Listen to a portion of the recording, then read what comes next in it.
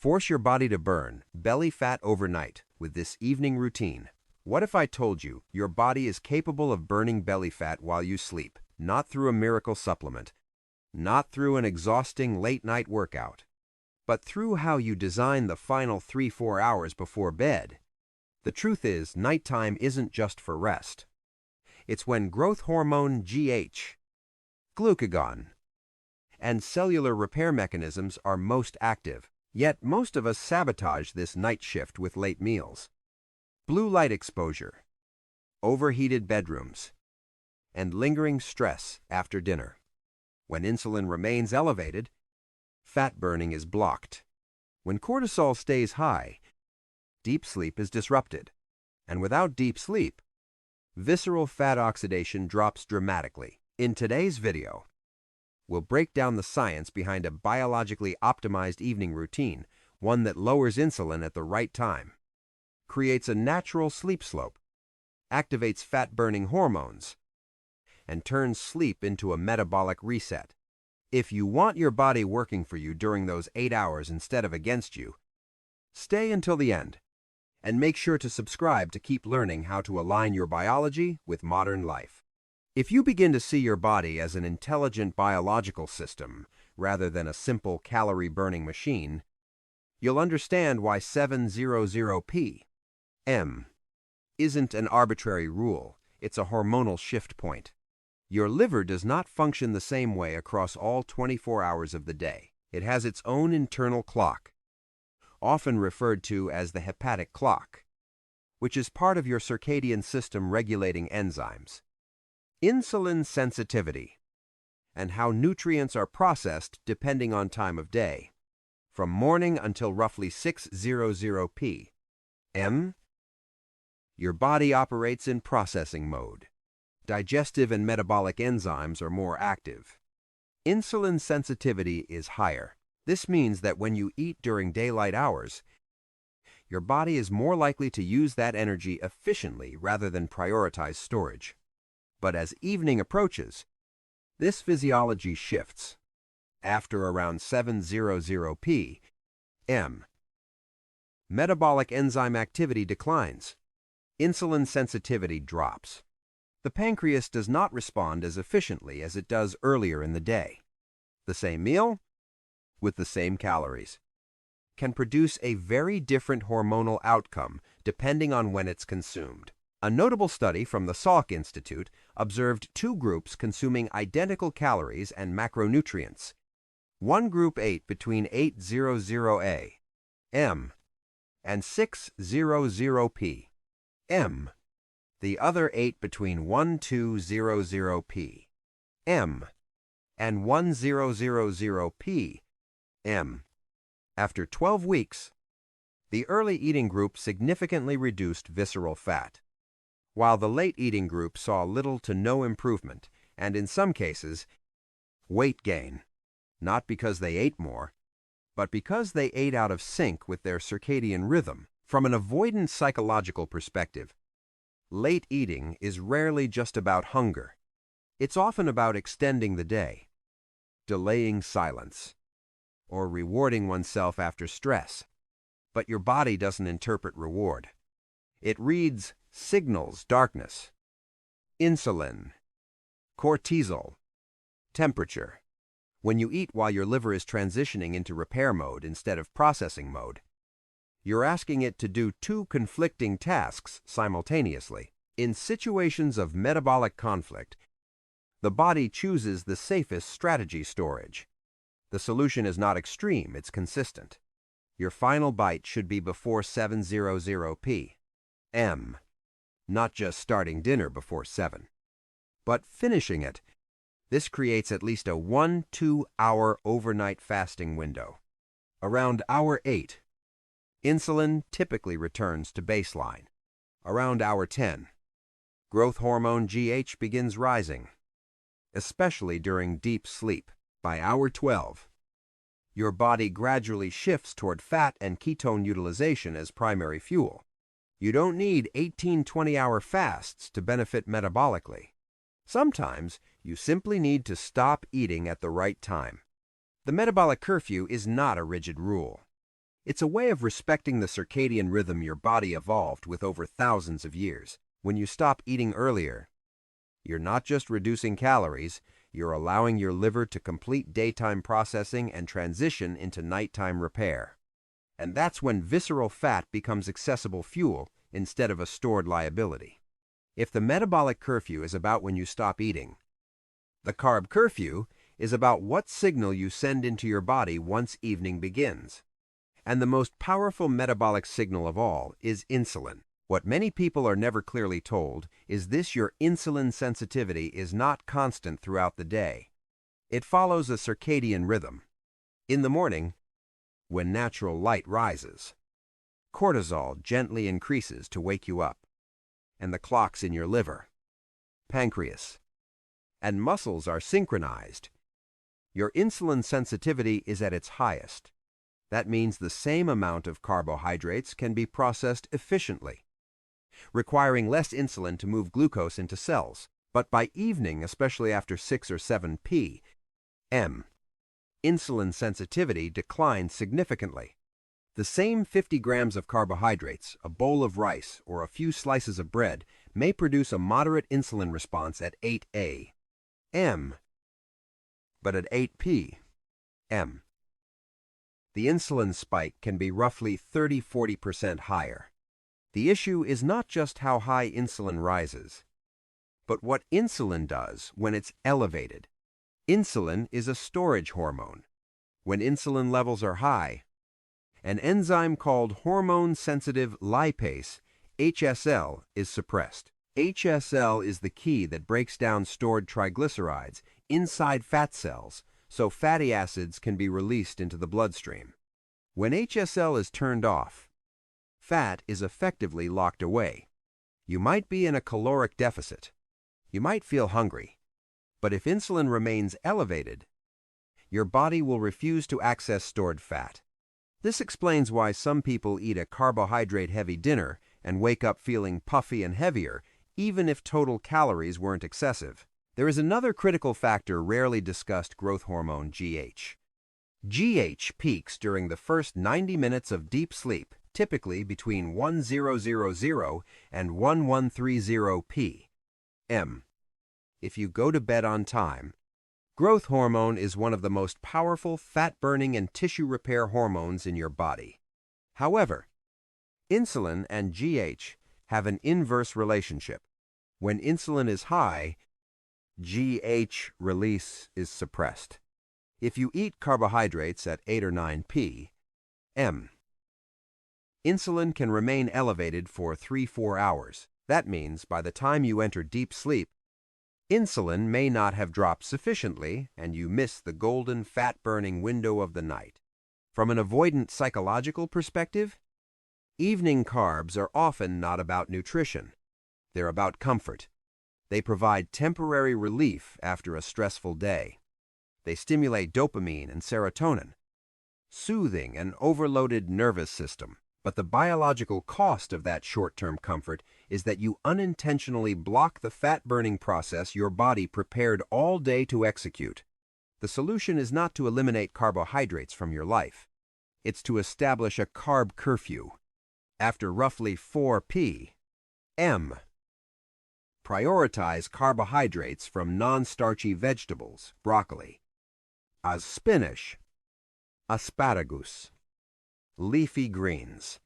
Avoid grains, rice, bread, pasta, potatoes, and sweet fruits in the evening. Build dinner around quality protein, healthy fats, and vegetables. This provides essential nutrients without triggering prolonged nighttime insulin spikes. Carb curfew is not harsh discipline, it's biological alignment. When you reduce evening carbohydrates, you lower insulin, allow growth hormone to rise, reactivate HSL, and enable your body to transition naturally into fat burning while you sleep. That is the difference between a night of metabolic repair and a night of storage. If the first two signals were about timing and food composition, the third signal is about your nervous system state after dinner. And this is where many people unknowingly sabotage the fat-burning process they worked all day to support. You may finish eating before 7 p.m. You may avoid evening carbohydrates. But if you immediately sit down, open your laptop, check emails, scroll social media, or consume stressful news, you are sending a completely different message to your body. Digestion is governed by the parasympathetic nervous system, the rest and digest state. When the parasympathetic system is active, heart rate slows. Blood flow shifts toward the digestive organs. Enzymes are released efficiently, and intestinal motility operates smoothly. This creates the optimal internal environment to process food properly, absorb nutrients, and transition toward nighttime recovery. But when you are stressed even psychologically while physically sitting still, the sympathetic nervous system becomes dominant. This is the fight or flight mode. Blood is redirected to muscles and the brain. Heart rate increases, cortisol rise, and digestion becomes a secondary priority. The first consequence is delayed gastric emptying and slower intestinal movement. Food sits longer in the stomach and intestines. Inefficient digestion can lead to fermentation, gas, and bloating. Suboptimal gut transit may increase endotoxin production bacterial byproducts that can trigger low-grade inflammation. Chronic low-grade inflammation is closely linked to insulin resistance and visceral fat storage. Second, elevated cortisol after dinner can interfere with insulin signaling, create blood sugar fluctuations, and stimulate late-night cravings. What feels like hunger may actually be an unsettled nervous system. Third, when sympathetic dominance persists, the body remains in a subtle alert state. This makes deep sleep harder to achieve, which reduces the first wave of growth hormone critical for fat burning and tissue repair. The issue is not only what you eat, but the state you are in while digesting. From an avoidant psychological perspective, many post-dinner behaviors, grabbing your phone, refreshing notifications, engaging in stimulating media are ways of postponing silence, but your body interprets that stimulation as potential threat. And when threat is detected, the body prioritizes storage over burning. The solution sounds deceptively simple. Take a 15-20-minute walk immediately after dinner. Not to burn calories, not to perform high-intensity cardio, just a gentle walk at a conversational pace. No headphones, no screens. Rhythmic movement activates the parasympathetic system through the vagus nerve. Steady breathing and bilateral movement lower cortisol. Meanwhile, contracting muscles absorb glucose from the bloodstream through mechanisms that are not entirely insulin-dependent. This helps blunt the post-meal glucose spike without requiring excessive insulin. Light movement also stimulates peristalsis, improving digestive transit.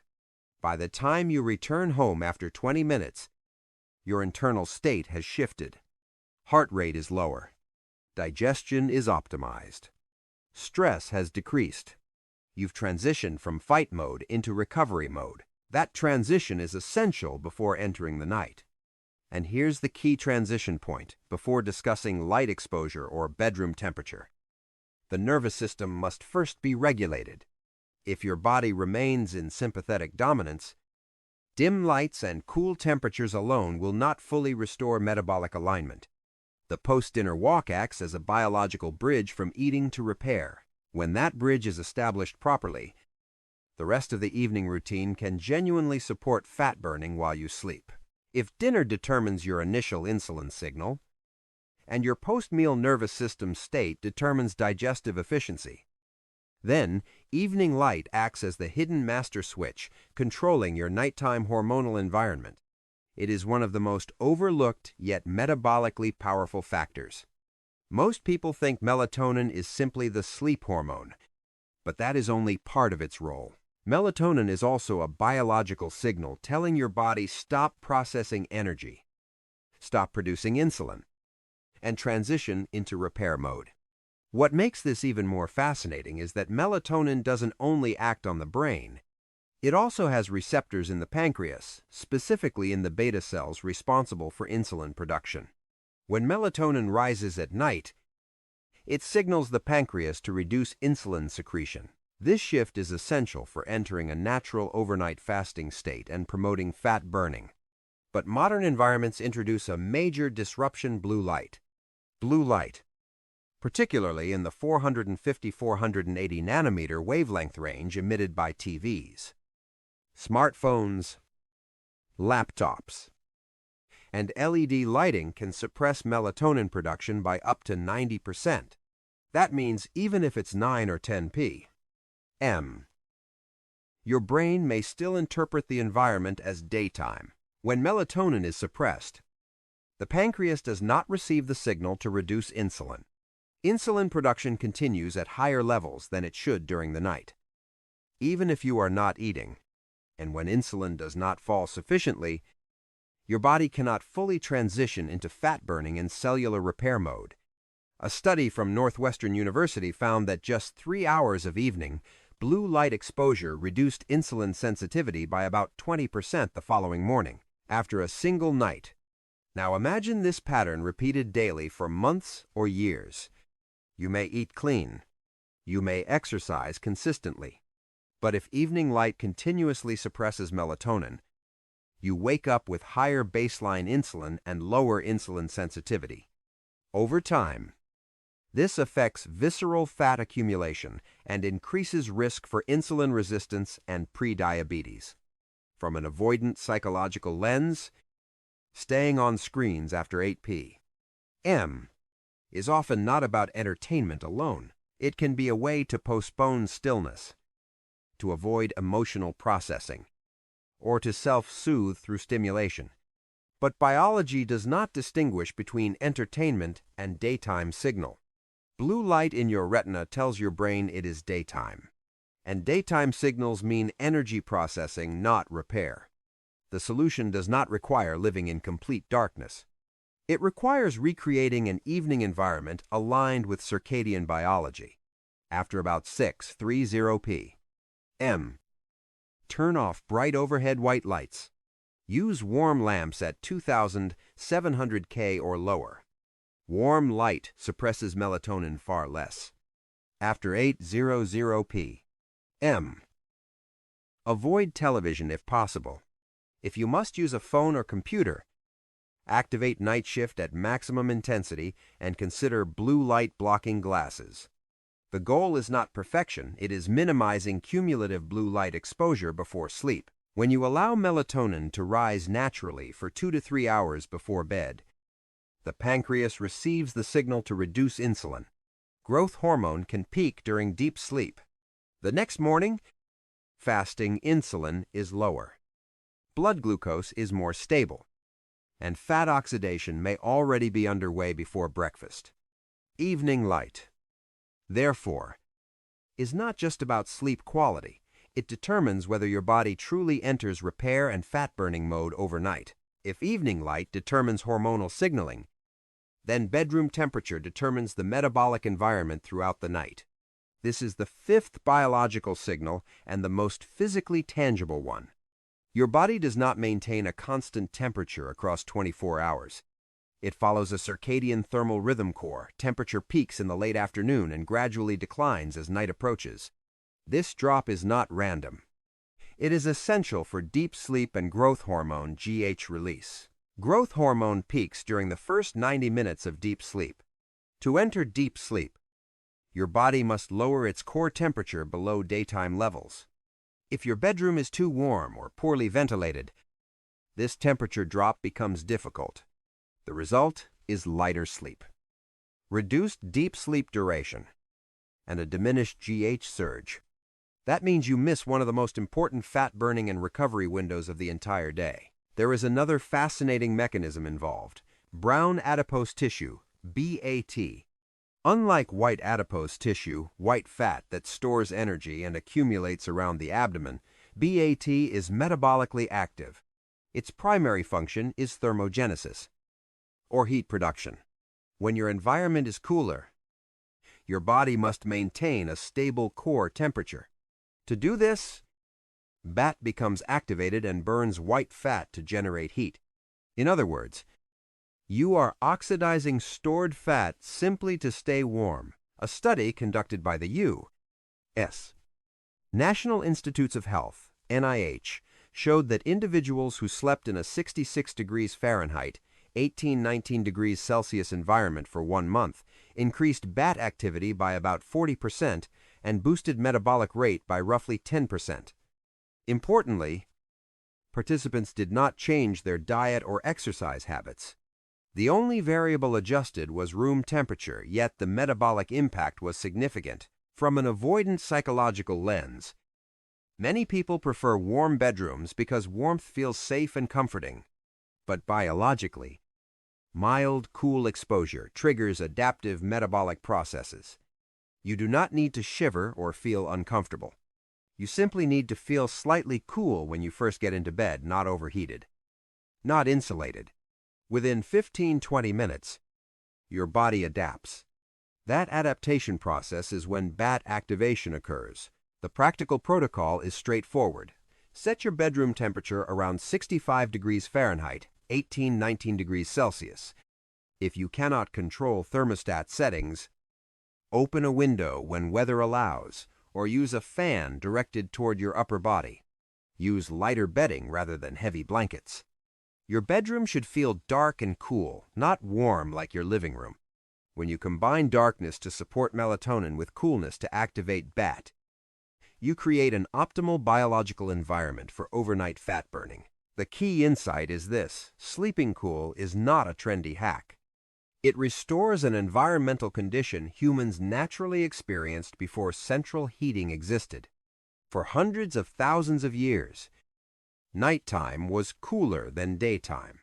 Our physiology evolved to use that temperature drop as a signal for repair and regeneration.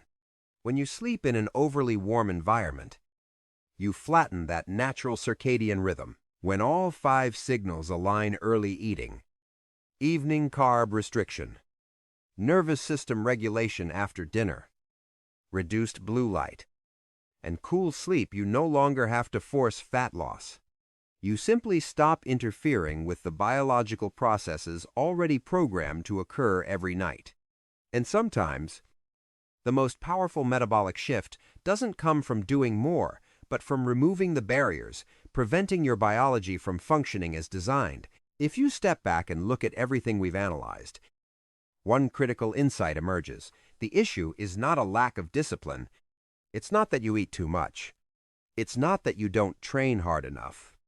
It's not that you're missing some miracle supplement. The real problem is misalignment between your biological rhythm and your modern evening habits. Your body is already programmed to burn fat every night. As light fades, melatonin rises, insulin drops, growth hormone prepares to peak, core body temperature declines, brown adipose tissue becomes ready to activate. This entire system operates automatically if you don't interfere with it. But modern life constantly sends conflicting signals: eating late when the liver is transitioning into repair mode, consuming carbohydrates at night when insulin sensitivity is low, staying stressed after dinner when digestion requires calm, exposing yourself to blue light when the body needs darkness, sleeping in overheated rooms when cool temperatures would activate fat burning. The philosophy here is not do more. It's stop interfering, not extreme fasting, not exhausting cardio, not chasing the latest supplement trend. Instead, realign with circadian biology, the system that existed long before dieting culture. When you eat earlier, insulin has time to drop before sleep. When you restrict evening carbohydrates, you unlock fat-burning enzymes and protect your growth hormone surge. When you walk gently after dinner, you shift your nervous system into recovery mode. When you reduce blue light exposure, melatonin signals the pancreas to reduce insulin production. When you sleep in a cool room, brown fat activates and burns white fat to maintain temperature. Each element may seem small in isolation. Together, they create biological coherence. Psychologically, many behaviors that disrupt circadian rhythm are forms of avoidance, delaying bedtime to avoid quiet thoughts, late-night eating as emotional reward, scrolling to fill silence. But your body does not interpret intention. It interprets signals, and if the signals resemble daytime, stress, or environmental threat, it will prioritize storage over release. Fat loss, therefore, is not a battle against your body. It is the removal of biological conflict. Once you stop sending contradictory signals, physiology takes over. You don't need to force your body to burn fat. It has been trying to do that every night. Each evening is an opportunity for metabolic repair. You simply need to allow the process to unfold. The core philosophy is simple yet profound instead of trying to control your body through willpower. Design your environment so your biology can function as intended. When circadian rhythm is respected, metabolism stabilizes. When metabolism stabilizes, fat loss is no longer effort. It becomes a natural consequence. If you want all the mechanisms we've discussed to actually work, you need structure. Not to force yourself, but to reduce friction and eliminate impulsive decisions. Biology thrives on rhythm. When your evening has a clear pattern, your body begins to trust that the environment is safe for repair. 5:30 p.m. Leave work. Reduce stress. Your evening begins not at dinner, but when you exit work mode. During your commute, avoid stimulating news or problem-solving calls. Give your nervous system decompression time. Slow your breathing. Sit in silence for a few minutes. You are signaling to your body that the threat is over. This is the shift from sympathetic to parasympathetic. 6:00 p.m. Prepare dinner protein plus vegetables. Dinner should be intentional and simple quality protein fish. Meat, eggs, tofu combined with green vegetables and healthy fats. Limit starches and sweet fruit at this hour to protect insulin sensitivity and preserve the early night growth hormone peak. This isn't extreme dieting, it's hormonal optimization. 6:45 p.m. Finish eating. The key is the last bite before 7:00 p.m. Finishing on time creates at least a 1-2 hour overnight fast. This allows insulin to drop before sleep, unlocks hormone-sensitive lipase, and prepares your body for nighttime fat burning. 7:00 p.m. 20-minute walk immediately after dinner. Take a gentle 15-20-minute walk. No headphones, no phone, just movement and breathing. Your muscles absorb glucose without excessive insulin. Cortisol decreases. Intestinal motility improves. This is the biological bridge between eating and recovery. 7:30 p.m. Warm light. No screens. Upon returning home, shift your environment into sunset mode. Turn off bright overhead white lights. Use warm lamps at 2700 K or lower. Minimize screens. If necessary, activate night shift and consider blue light blocking glasses. You are giving melatonin time to rise naturally. 9:00 p.m. Cool bedroom. 18 degrees Celsius, 65 degrees Fahrenheit. Before bed, ensure your bedroom is cool, around 65 degrees Fahrenheit, 18 degrees Celsius. Dark, quiet, and slightly cool when you lie down. Lower temperature supports core body cooling, BAT activation, and deeper sleep. 1:00 p.m. Sleep. Sleep before midnight is critical for optimal growth hormone release. Going to bed around 1:00 p.m. aligns you with ancestral circadian rhythm darkness for repair. Daylight for activity. Notice what's missing. No supplements.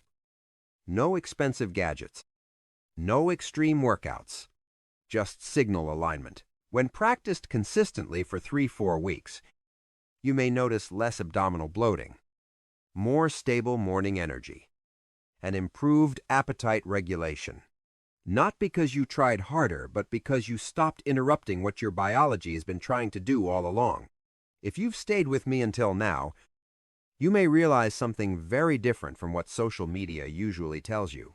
Belly fat loss does not begin with extreme discipline. It begins with understanding. Not eating less, not training harder, not buying another supplement, but realigning with your circadian biology. Your body already wants to burn fat every night. When light fades, insulin drops, growth hormone rises, core temperature declines, brown fat activates. This is a biological symphony programmed over hundreds of thousands of years. Yet modern life constantly interrupts that symphony with mistimed signals. You eat late when your liver is transitioning into repair mode. You consume evening carbs when insulin sensitivity is lowest. You stay stressed after dinner when digestion requires calm. You flood your eyes with blue light when melatonin is trying to rise. You sleep in overheated rooms when your metabolism needs coolness to activate fat burning. And then you ask, why can't I lose belly fat? This is not a willpower problem. It's a signaling problem. When you shift your dinner earlier, when you choose a walk instead of scrolling, when you dim the lights and cool your bedroom, you are not forcing anything. You are simply stepping out of the way. And when you step out of the way, biology steps in. The most powerful part of this philosophy is that you don't need perfection. Start with one adjustment tonight. Maybe it's finishing dinner before 7 p.m. Maybe it's a 1-5-minute post-meal walk. Maybe it's shutting off screens 30 minutes earlier. Change one signal, and the system begins to recalibrate. Belly fat loss is not an attack on your body. It's the removal of the barriers you unknowingly placed in its path. If this kind of analysis helps you understand your body more deeply, not through hype, but through mechanisms, consider subscribing and staying through the next videos. This space is not about short-term motivation. It's about decoding biology so you can work with your body instead of against it. Tonight, try living just slightly more in rhythm. Your body is already ready to burn fat. The only question is, are you ready to stop interrupting it?